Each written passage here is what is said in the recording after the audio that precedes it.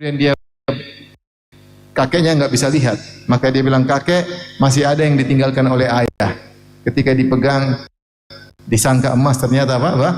Batu. Maksud saya, lihatlah bagaimana istri, anak-anak semua mendukung perbuatan ayah mereka untuk berinfak di jalan Allah seluruh hartanya. Dan ini Abu Bakar lakukan berulang-ulang. Di antara juga dia lakukan ketika perang Tabuk. Perang Tabuk, kata Umar bin Khattab radhiyallahu taala anhu, saya ingin menyaingi Abu Bakar. Kalau ada kesempatan saya menyaingi Abu Bakar saat inilah. Kenapa? Karena saya lagi punya uang. Ya. Dan Rasulullah menyuruh kami untuk bersedekah. Maka faji'tun Nabiy sallallahu alaihi wasallam binisfi mali. Maka aku pun membawa setengah hartaku. Aku letakkan di hadapan Nabi. Maka Nabi bertanya, ma abqaita li ahlik? Apa yang kau tinggalkan buat keluargamu? Kata Umar bin Khattab, mislahu. Seperti ini saya tinggalkan.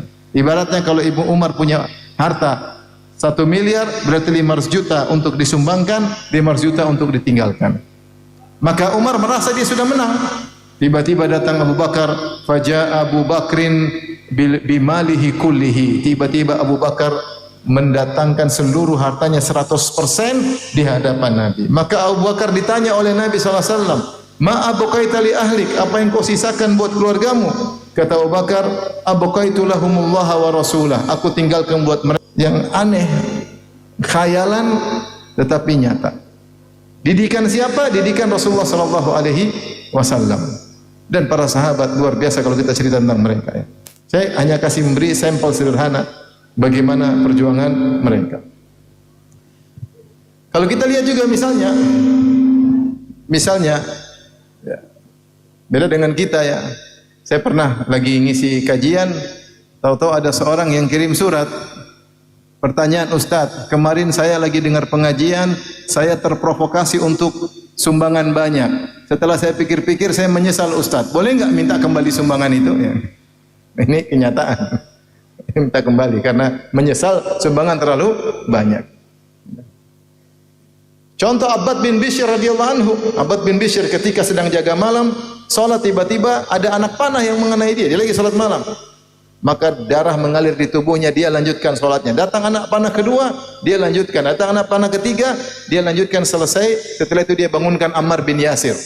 Ammar bin Yasir kaget. Kenapa kau tidak bangunkan sejak awal? Sampai darah berlumuran di tubuhmu. Kata Abbad bin Bishr, luar biasa. Kita mungkin baru ada nyamuk, kita sudah gelisah. Ya. Baca surat Al-Kahfi sudah buyar semuanya. Ya. Jangan surat Al-Kahfi, surat saja kita tidak hafal, gimana lagi surat Al-Kahfi. Tapi kok bisa demikian? Inilah generasi di zaman para sahabat. Dan terlalu banyak kisah-kisah menarik dari kalangan para sahabat, sudah sering saya sampaikan berulang-ulang. Ini saya sampaikan, para hadirin yang dirahmati Allah Subhanahu wa taala. Generasi ini kok bisa demikian? Tentu ada sebab-sebabnya yang menjadikan mereka bisa hebat seperti itu. Dan apakah ini generasi yang tidak bisa kita tiru? Jawabannya, kalau kita ingin seperti mereka persis, sulit. Mungkin mustahil. Tapi kalau kita ingin tiru mereka sebisa kita atau sebagian sisi dari sisi mereka, maka mungkin. Kenapa mungkin? Karena Allah memuji orang-orang yang meniru mereka. Kata Allah dalam surat At-Taubah ayat 100, was-sabiqunal awwaluna minal muhajirin wal ansar walladzina tabauhum bi ihsan radhiyallahu anhum wa radu'an wa adda lahum jannatin tajri tahtahal anhar.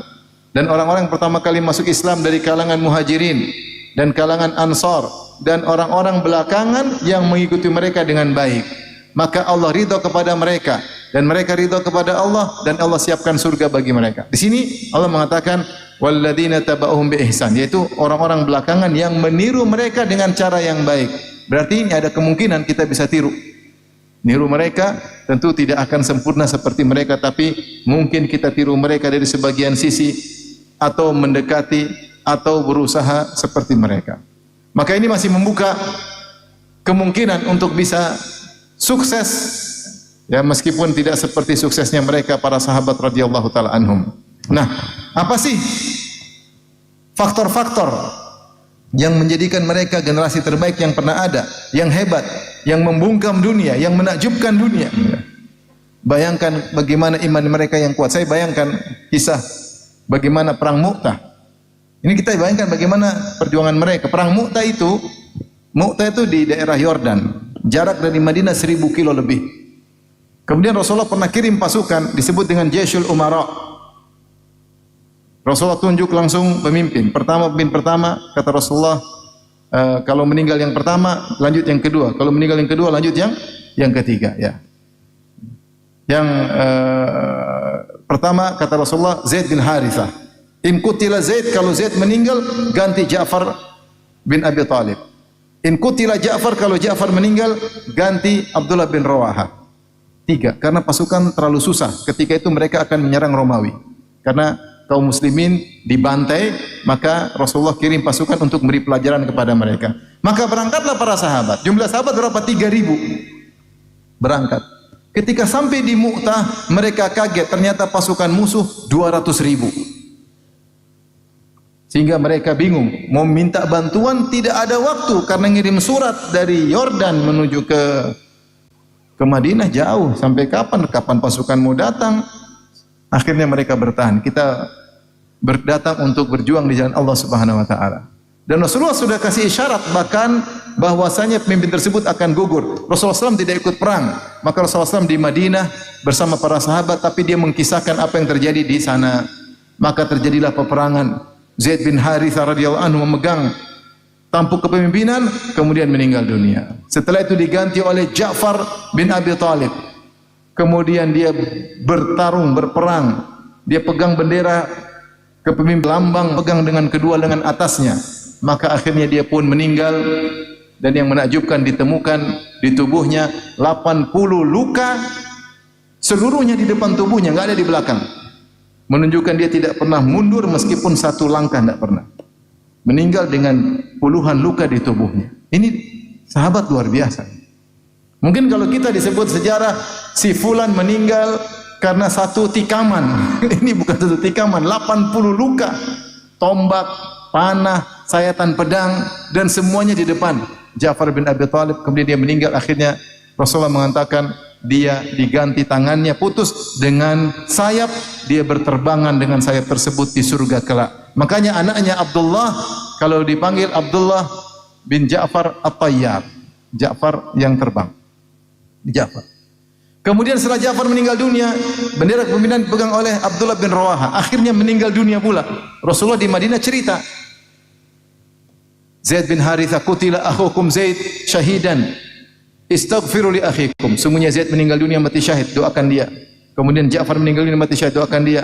Abdullah bin Rawaha meninggal dunia mati syahid, doakan dia. Setelah 3 pemimpin meninggal, tidak ada, Rasulullah tidak menunjuk pasukan atau pemimpin yang keempat. Ketika itu di antara yang hadir adalah Khalid ibnul Walid. Tapi Rasulullah tidak tunjuk dia karena dia baru masuk Islam. Dia baru beberapa bulan masuk Islam. Maka secara hikmah tidak pantas ditunjuk jadi pemimpin. Tetapi secara aklamasi akhirnya para sahabat yang lain bilang engkau lah yang jadi pemimpin. Akhirnya dia pun memegang pedang, kemudian dia bertempur. Dia bertempur. Dalam riwayat kata Khalid bin Walid, pada perang tersebut telah patah di tanganku 8 pedang. Subhanallah. 8 pedang patah. Maksudnya Khalid berperang, sampai pedangnya patah. Kalau kita perang sampai tangan kita patah. Ini Khalid pedang patah, 1, ambil pedang kedua, patah lagi. Luar biasa. Kesatria dan kuatnya luar biasa. Akhirnya Khalid bin Walid punya strategi, tentu cerita kisahnya panjang. Secara tidak mungkin untuk melawan 3.000 lawan 200.000, maka dia pun mundur teratur dengan penuh dengan elegan. Maka dia mengesankan seakan-akan ada musuh. Dia hari berikutnya dia ganti posisi. Yang kanan sebelah kiri, yang kiri sebelah kanan, yang belakang di depan, yang depan di belakang, sehingga orang-orang Romawi menyangka ada datang bantuan, ternyata tidak ada. Kemudian Khalid bin Walid mendatangkan kuda dari belakang. Kuda berputar-putar sehingga debu berterbangan. Orang Romawi menyangka pasukan bantuan datang. Lawan segini aja mereka udah payah, apalagi kalau ada pasukan yang datang. Akhirnya Khalid pun mundur pelan-pelan dan mereka Romawi tidak berani mengejar. Maksud saya, kita kalau mau berjuang jalan 1000 kilo, mungkin kita sudah mati di tengah jalan. Lihatlah kisah bagaimana Abu Musa al-Asy'ari radhiyallahu ta'ala anhu ketika dia berperang dalam namanya perang Dzatur Riqa. Saking jauhnya perang tersebut harus berjalan jauh sehingga sepatu mereka rusak. Jika sepatu mereka rusak, mereka ambil kain disebut riqa. Maka perang tersebut dikenal dengan perang lilitan kain. Kenapa dikenal perang lilitan kain? Karena mereka lilit kaki mereka dengan kain dan kuku mereka lepas karena berjalan di batu-batu cadas di padang pasir sebelum bertemu musuh. Ratusan kilo mereka berjalan. Kok ada generasi seperti ini? Yang bimbing mereka adalah Nabi sallallahu alaihi wasallam. Yang lebih menakjubkan ketika perang Uhud. Saya kalau baca perjuangan, pengorbanan, harta, nyawa, semuanya untuk Islam. Ketika perang Uhud, Rasulullah SAW bawa pasukan. Quraisy datang 3.000 pasukan. Rasulullah bawa pasukan 700. 3.000 lawan 700. Sebelum perang Rasulullah melakukan isti'arat. Isti'arat itu ngecek, dicek semua pasukan suruh baris, dicek. Ternyata banyak anak-anak kecil yang mau perang. Belum balik. Di bawah umur. Rasulullah enggak boleh, suruh pulang, suruh pulang. Subhanallah. Bagaimana jangankan generasi sahabat. Anak-anak mereka pun masih kecil sudah diajarkan untuk berjuang untuk Islam, untuk berkorban untuk Islam. Sehingga mereka begitu semangat disuruh pulang. Kita atau sebagian kita anak-anak jago, tapi jago perang dalam main game, bukan. Jadi maksud saya ini kalau kita cerita tentang perjuangan dan kita tahu tentu setiap negeri punya nilai-nilai perjuangan. Kita kalau baca sejarah tanah air pun juga perjuangan luar biasa.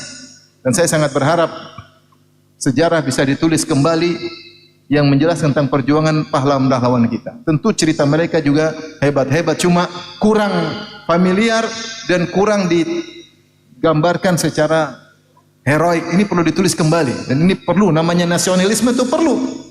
Kita kalau nasionalisme kita rendah, tidak cinta kepada negeri, apa yang terjadi? Korupsi. Korupsi itu kurang sayang kepada negara. Kalau cinta kepada negara, enggak mungkin orang korupsi. Dia cinta kepada negaranya. Nasionalisme kita lagi perlu diperbaiki, harus diperkuat. Baik. Jadi apa faktor-faktor yang menjadikan para sahabat seperti generasi khayalan? Di antaranya para ulama menyebutkan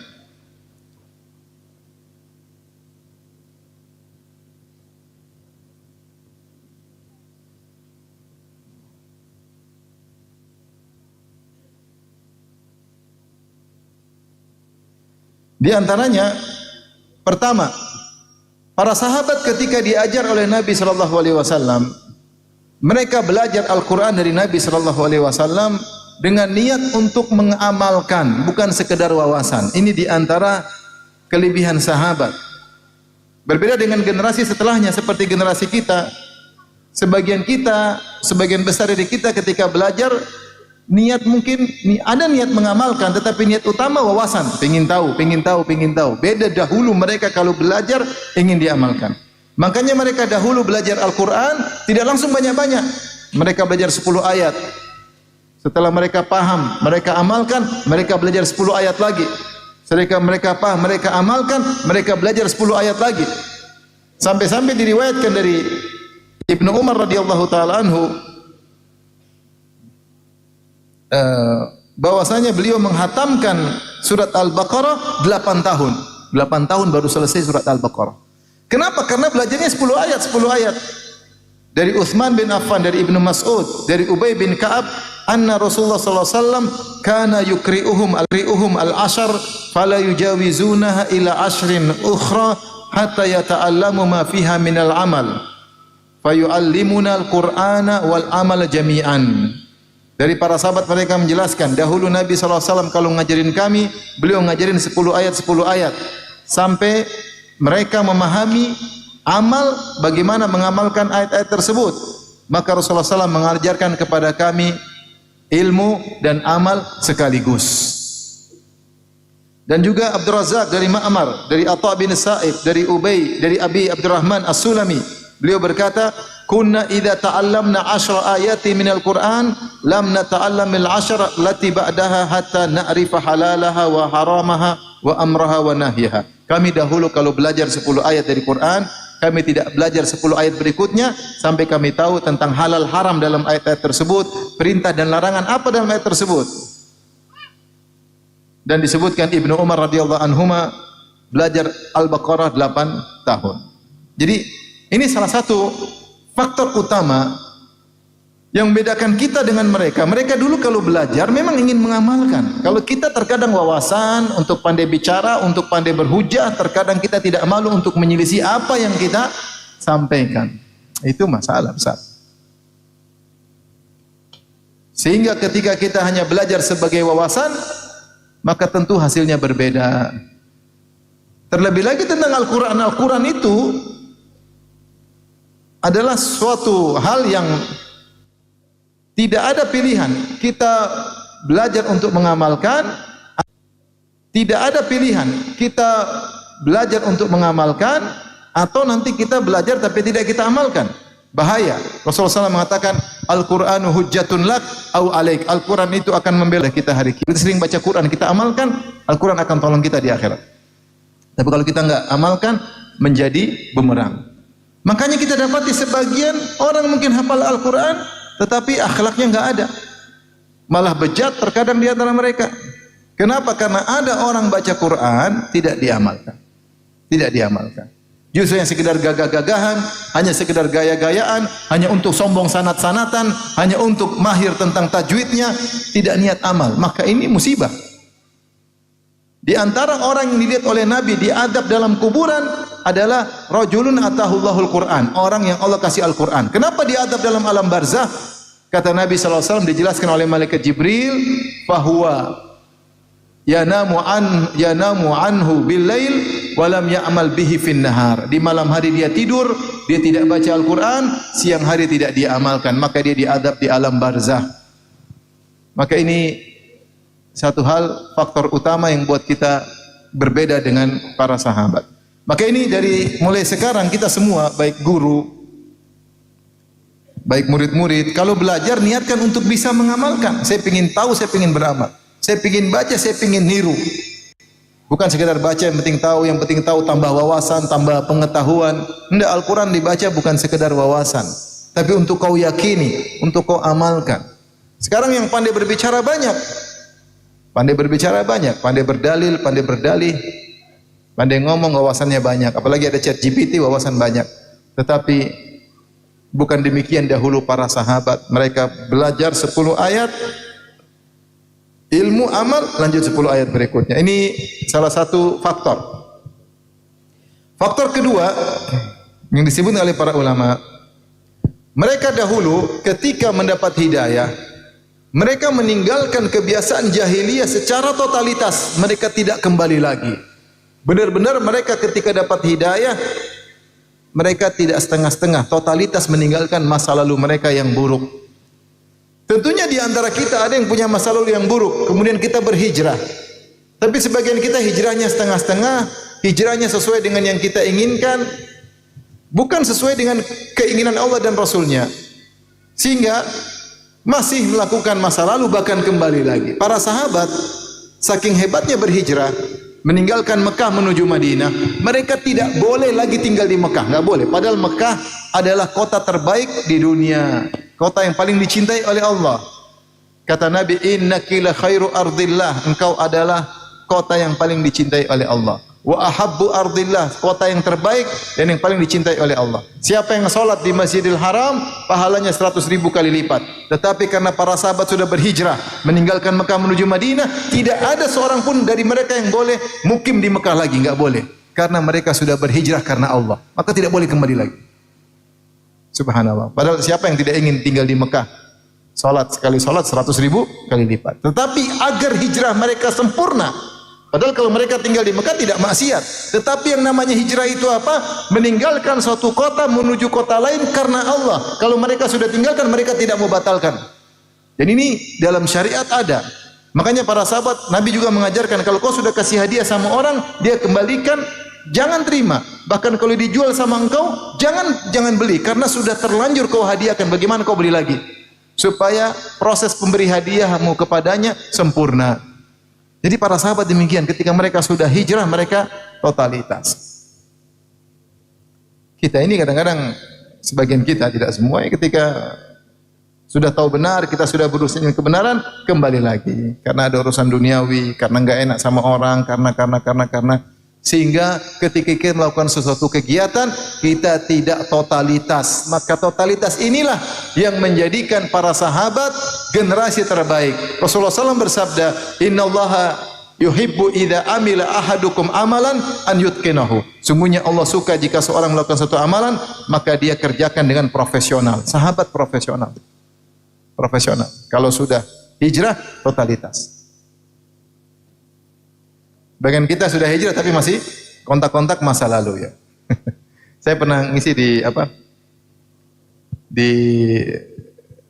di Melbourne, ada kawan di masjid pas Ramadan di Australia. Dia bilang, Ustaz, saya masih punya teman-teman lama Ustaz. Terus kita kalau buka puasa, kadang saya diundang lagi, teman-teman saya tukang mabuk. Terus ya terkadang saya buka puasa, ngobrol-ngobrol lagi sama mereka, terus saya mabuk lagi. Jadi azan, buka puasa, habis buka puasa minum air biasa, terus minum apa? Bir lagi. Saya bilang tidak boleh, kalau sudah hijrah jangan balik lagi sama teman-teman yang bisa mengajak kepada keburukan. Jangan. Hati kita lemah, kita bisa terbawa lagi. Kembali lagi kepada masalah yang buruk, tahu-tahu kita mati, tanggung jawabnya di sisi Allah berat. Ada kawan saya, dia berusaha ketika dia bekerja, kemudian ternyata ada teman-teman ranahnya, circle-nya mulai ngajak-ngajak dia untuk maling uang negara, maka dia keluar dari kerjaan tersebut dan dia ganti HP-nya, dia hapus semua nomor-nomor temannya, dia totalitas tinggalkan mereka karena dia takut kalau dia dikontak lagi bisa terbawa. Tapi sekarang dikontak, ayo ada proyek nih, dia nggak mau. Tapi suatu saat dia lagi sakit, istrinya lagi sakit, anak lagi butuh duit, bisa goyang atau tidak? Bisa. Maka di antara hal yang menjadikan sahabat berbeda dengan yang lainnya, mereka totalitas dalam beramal, totalitas dalam berjuang, totalitas dalam berhijrah. Perkara berikutnya yang menjadikan para sahabat berbeda dengan kita adalah Rasulullah menanamkan untuk merasa bertanggung jawab atas segala amanah yang Allah bebankan. Rasulullah berkata, kullukum ra'in, setiap kalian adalah penanggung jawab, pemimpin. Wa kullukum mas'ulun an ra'iyatihi, dan setiap kalian akan dimintai pertanggungjawaban atas amanah yang dibebankan. Jangankan kepala negara, jangankan menteri, jangankan pejabat, sampai kepala rumah tangga. Kata Rasulullah SAW, seorang suami adalah penanggung jawab di rumahnya dan dia akan ditanya tentang istri dan anak-anaknya. Jangankan cuma suami, ibu rumah tangga. Wal mar'atu ra'iyatun fi baiti zawjiha, dan wanita adalah pemimpin penanggung jawab di rumah suaminya dan dia akan ditanya tentang anak-anaknya, ditanya tentang pembantunya. Maka saya katakan kepada para ibu-ibu, yakinlah setiap kamu, setiap anti pasti akan berdiri di hadapan Allah dan akan ditanya, sudah benar enggak ngurus anak-anak? Kita semua juga akan ditanya. Kita punya anak, kita punya istri, akan ditanya oleh Allah, sudah benar enggak ngurus anak-anak? Anak-anak apa cuma dikasih makan, tidak diberi petunjuk, wejangan, atau cuma yang penting dipenuhi keinginan duniawinya? Tentunya masing-masing kita akan ditanya oleh Allah. Akan ditanya. Nah, Rasulullah menanamkan hal ini. Bagaimana mas'uliyah, pertanggungjawaban harus benar-benar dirasakan oleh setiap orang. Ini yang menjadikan berhasil. Sehingga mereka dimanapun, mereka merasa bertanggung jawab.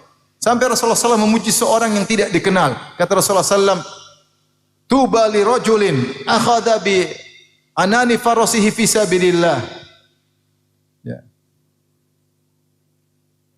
Kata Nabi, ash'atha ra'suhu mughabbaratan qadamah. In kana fi saqa kana fi saqa, in kana fil hirasa kana fil hirasa. Wa in syaffa'a la yushfa' lahu wa in kallama la yusma' lahu. Kata Nabi tentang ada seorang tidak dikenal dalam suatu pasukan peperangan. Kata Rasulullah, surga buat dia. Kenapa? Dia memegang tali kekang kudanya. Rambutnya penuh dengan debu karena di medan pertempuran. Kedua kakinya penuh dengan debu. Orang ini tidak terkenal. tolak idenya. Siapa dia tidak terkenal. Tetapi kata Nabi, in kana fil hirasah kana fil hirasah. Kalau dia ditugaskan di bagian penjagaan, dia kerja dengan baik. Wa in kana fis saqah kana fis saqah. Kalau ditugaskan bagi pasukan belakang, dia bekerja dengan baik. Tidak harus dia tampil, tidak harus dia sebagai panglimanya, tidak harus dia yang paling depan, tidak. Tapi dia dapat surga. Kenapa? Setiap ditugaskan di mana saja, dia bertanggung jawab. Ini merasa tanggung jawab ini yang hilang. Sebagian kita ketika dikasih amanah, dia mikirkan dirinya sendiri, bukan mikir tentang akhirat. Setiap kita akan ditanya oleh Allah atas amanah yang Allah bebankan kepada kita. Saya sangat yakin saya akan ditanya oleh Allah tentang istri saya. Sudah saya nasihat atau tidak? Anak-anak saya akan ditanya oleh Allah Subhanahu wa taala. Karena kita hadirkan dalam diri kita. Sudahkah kita menterbiah anak? Sama seperti sekolah. Saya katakan sekolah ini wataniyah Islamiyah. Baik. Para guru menerima murid-murid. Baik. Para guru semua akan ditanya oleh Allah. Sudahkah mendidik murid-murid dengan sebaik-baiknya? Murid-murid juga demikian. Orang tua membiayai. Akan ditanya oleh Allah. Sudahkah menjalankan wasiat orang tua untuk belajar dengan sebaik-baiknya? Setiap kita. Setiap kita. Makanya Rasulullah pernah melarang Abu Dzar untuk ngurusin harta anak yatim. Kata Rasulullah, ya Abu Dzar, inni uhibbuka. Wahai Abu Dzar, sungguhnya aku mencintaimu. Wa inni araka dhaifan. Tapi menurut saya engkau itu lemah. Fala tawalayanna malal yatim wala ta'amaranna 'ala al-itsnain atau kama qala Nabi sallallahu alaihi wasallam. Kata Rasulullah, engkau takwa tapi engkau lemah. Jangan sekali-sekali engkau ngurus harta anak yatim. Karena ngurus harta anak yatim butuh ilmu, butuh kekuatan, butuh keahlian. Jangan sampai harta anak yatim diurus malah kemudian habis hartanya. Maka kau jangan sekali-sekali ngurus anak yatim. Dan jangan sekali-sekali kau memimpin dua orang. Kau memang orang bertakwa, tidak pantas jadi pemimpin. Pemimpin bukan cuma dipimpin, cuma dibutuhkan ketakwaan. Dia butuh sosok yang kuat dan bisa memimpin. Kalau enggak usah jadi pemimpin. Kenapa? Karena repot hari kiamat kelak. Inilah kalau seorang selalu merenungkan tentang hari kebangkitan, bosnya dia akan ditanya, dia akan dibangkitkan, diminta pertanggungjawaban oleh Allah Subhanahu wa taala, maka akan munculkan generasi yang terbaik. Tetapi ketika rasa tanggung jawab ini hilang, maka generasi akan hilang. Anak-anak tidak merasa bertanggung jawab dengan titipan pesan dari orang tua. Pemimpin tidak merasa bertanggung jawab terhadap anak buah tidak melakukan kewajiban terhadap pemimpin dan akhirnya generasi menjadi tidak benar ya. Kemudian di antara yang menjadikan generasi terbaik adalah generasi yang memperhatikan akhlak. Akhlak ini adalah simbol dari keberhasilan suatu generasi. Makanya Allah sebutkan orang yang tidak berakhlak, orang tidak berakal. Dalam surat Al-Hujurat Allah mengatakan, innal ladzina yunadunaka min wara'il hujurati aktsaruhum la yaqilun. Sungguhnya orang-orang yang manggil-manggil namamu wahai Muhammad dari luar rumah, kebanyakan mereka tidak berakal. Jadi bagaimana kisahnya? Kisahnya Nabi sallallahu alaihi wasallam sering menerima tamu, datang tamu Rasulullah terima.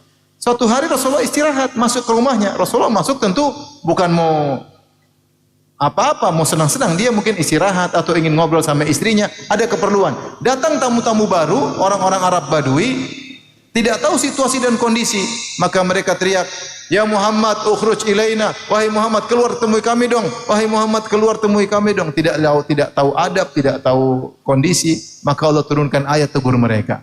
Kata Allah, sungguhnya orang-orang yang manggil-manggil engkau suruh keluar, kebanyakan mereka tidak berakal. Sehingga para ulama mengatakan adab menunjukkan akal. Orang tidak beradab tidak punya akal. Orang tidak peka tidak punya akal. Dan ini benar.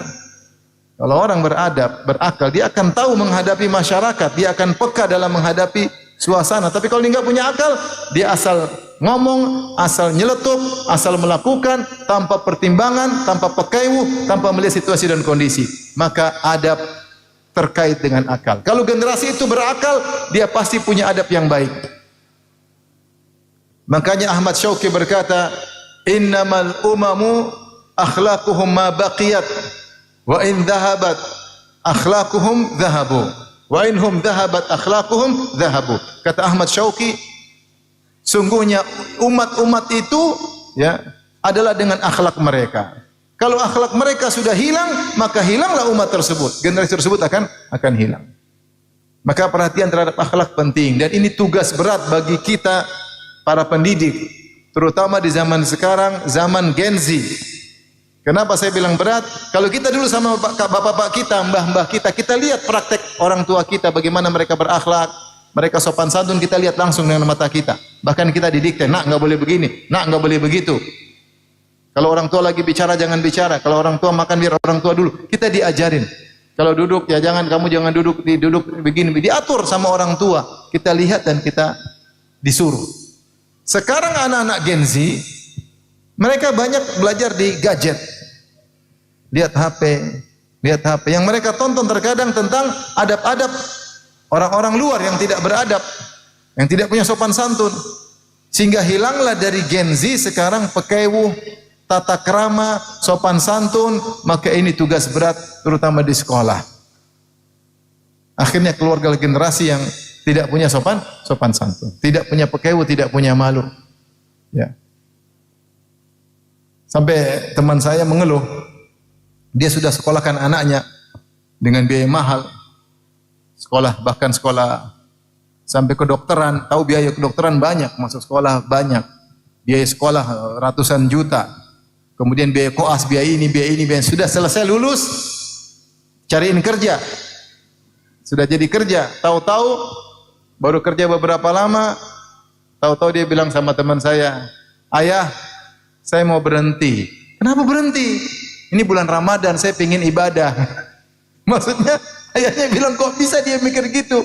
Sudah tahu saya sekolahkan dia mahal-mahal, saya yang carikan. Tapi ini anak gak mikir jauh, saya mau berhenti selesai, saya mau ibadah selesai. Kalau kita dulu mungkin zaman dulu kita nggak bisa begitu karena kita pikir orang tua berkorban. Tapi zaman sekarang itu mungkin terjadi. Makanya di antara keluhan teman-teman yang punya perusahaan, mereka bilang sekarang banyak Gen Z kalau kerja mau keluar aja. Tidak bisa kasih peringatan 1, peringatan 2, ditegur sedikit keluar, dia cuek, dia nggak peka. Ini PR sekarang untuk zaman sekarang. Kenapa bisa terjadi demikian? Karena mereka sering berinteraksi dengan gadget. Sehingga tidak melihat contoh langsung orang tua mereka. Orang tua juga sibuk, ngurus sana, ngurus ini, tidak beri wejangan sama anak-anak. Akhirnya jadilah sikap-sikap yang aneh. Dan banyak kita dapati kasus-kasus Gen Z yang di luar nalar. Tidak bisa kita kiaskan dengan masa kita waktu kita masih muda dulu. Baik, Bapak-bapak yang dirahmati Allah Subhanahu wa taala, terakhir mungkin ya karena tentu waktu terbatas.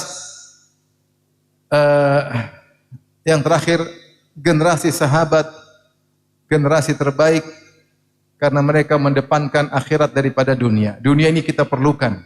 Kalau enggak ada dunia kita enggak bisa mencapai akhirat. Mau bersedekah butuh dunia, mau berjuang butuh dunia, mau bayar zakat butuh dunia, mau jadi negara yang maju juga butuh dunia. Dunia itu perlu. Tetapi generasi yang terbaik menjadikan dunia sarana untuk akhirat. Itulah nasihat yang diberikan kepada Qarun ketika dia lagi sombong-sombongnya, dinasihati oleh kaumnya. Wabtaghi fima atakallahu daral akhirah wa la tansa nasibaka minad dunya. Jadikanlah potensi yang kau miliki dunia untuk meraih akhiratmu. Kenapa kau hidup di akhirat, di dunia cuma sebentar? 50 tahun, 60 tahun, 70 tahun Allah panggil. Setelah itu fase kehidupan berikutnya yang abadi. Kalau kau salah di dunia, hanya ingin sibuk bangun istana di dunia, ternyata di akhirat tidak punya apa-apa, kau akan menyesal. Dan Allah berfirman tentang hari akhirat, "Idza waqa'atil waqi'ah laisa liwaqa'atiha kadhibah khafidatur rafi'ah." Jika terjadi hari kiamat, dan pasti terjadi, maka hari kiamat akan rafi'ah khafidah, merendahkan dan menaikkan. Apa maknanya merendahkan menaikkan? Di antara tafsir, hari kiamat akan merendahkan orang-orang yang di dunia disangka tinggi. Mereka sibuk ngurusin dunia, lupa untuk bikin istana di akhirat. Ketika hari akhirat ternyata mereka rendah, padahal dunia disangka tinggi. Sebaliknya, akhirat mengangkat ada orang-orang yang disangka rendah di dunia, tetapi mereka persiapkan untuk istana mereka di akhirat ketika di akhirat mereka tinggi. Tentunya kita pingin di dunia kita tinggi, di akhirat kita tinggi, tapi selalulah menjadi akhirat sebagai orientasi kita. Hidupkan ini dalam keluarga kita. Anak-anak ingat akhirat, istri ingat akhirat, Kalau istri mau beli barang-barang mewah, ingat akhirat, nanti dihisap biar enggak jadi beli. Kalau hidup karena akhirat, kita bahagia. Generasi hebat karena mereka tahu ada akhirat. Ada yang mengawasi, ada yang akan minta pertanggungjawaban. Anak-anak mau nakal jadi takut. Takut kepada Allah sebelum takut kepada kedua orang tuanya. Orang yang mengambil harta negara takut, dia makan kenyang, setelah itu hari akhirat binasa. Maka tanamkan dalam keluarga akhirat. Dan itu bagaimana caranya? Sering kita ulang-ulang. Nak, jangan gitu nak, kita ini ada akhirat. Nak, jangan begitu nak. Seperti ada seorang pendidik, jadi panjang lagi nih.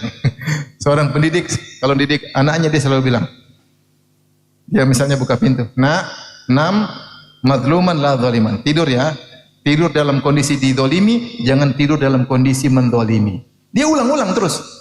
Nanti kalau mau tidur, nam, mazluman la zaliman. Silakan tidur. Tapi kalau kau tidur terzolimi, jangan sampai mendolimi. Kalau kau mendolimi, jangan tidur. Jadi sehingga dia tidak melakukan apa, tidak zolimi orang. Mungkin dia masih kecil, tapi dia sering dengar. Ketika besar dia ingin zolimi orang, dia ingat, ya Allah, pesan orang tua saya. Jangan sampai kau tidur dalam kondisi mendolimi orang. Dizolimi enggak masalah, kita akan menambil kita di akhirat. Tapi kalau tidur mendolimi, musibah. Ini contoh. Atau kita bilang anak, anak, yang penting sholat. Jangan lupa sholat. Anak main kemana? Telepon. Jangan lupa sholat. Habis terserah kau. Jangan lupa sholat. Kalau kita sholat, anak-anak sholat, mau dia nakal senakal apapun, bajingan apapun, dia akan baik lagi. Sampai saya punya kawan dulu, tukang apa? Dia cerita sama saya. Dia tukang entertain. Ada bos-bos kalau ada proyek. Dia kemana? Saking dia selalu sholat, dia pergi ke bar, diskotik. Bosnya lagi berzina, dia tanya sama hansipnya, ada sajadah enggak? Saya mau sholat. Hansipnya bingung. Ini ngantar bos sholat, dia mau ngantar bos zina, dia mau apa? Sholat. Sekarang dia jadi pendukung dakwah, subhanallah.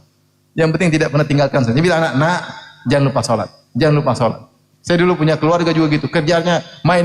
Saya tidak pernah larang dia macam-macam. Bilang, udah sholat belum? Pertanyaan cuma itu. Sudah sholat belum?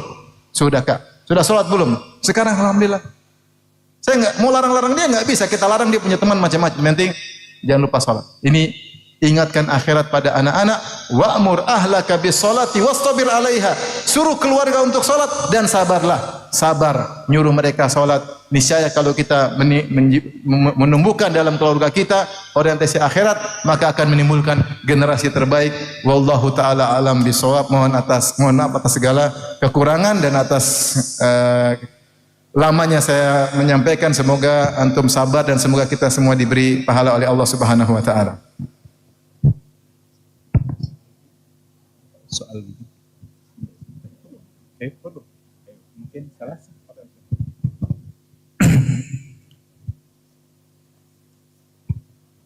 Alhamdulillah, apa yang tadi kita dengarkan, semoga kita bisa mengambil yang terbaik dan hikmah, dan semoga bermanfaat untuk kehidupan kita di masa yang akan datang. Kita lanjutkan dengan sesi tanya jawab. Ada banyak pertanyaan. Taib, saya bacakan satu persatu. Semoga waktunya cukup, karena beliau akan melanjutkan perjalanan ke Purwokerto. Habis maghrib beliau harus ngisi di Purwokerto. Mungkin waktunya sangat mepet sekali. Pertanyaan pertama dari akhwat. Ahsanallahu ilaikum, sebagai seorang ibu, bagaimana mendidik generasi alfa agar dapat meniru generasi terbaik di zaman Nabi?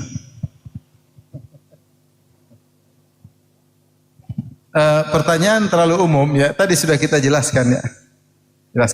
Intinya